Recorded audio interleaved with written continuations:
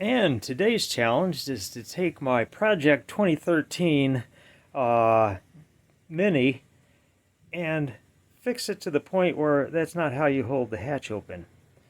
So to that end, got a couple of new supports and we're gonna throw them in and see how they work.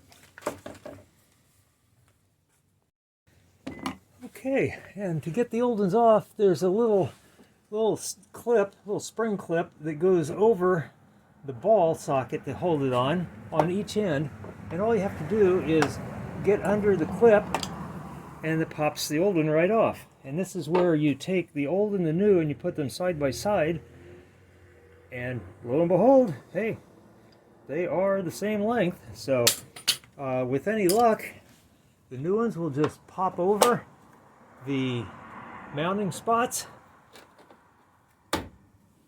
There you go. There's one.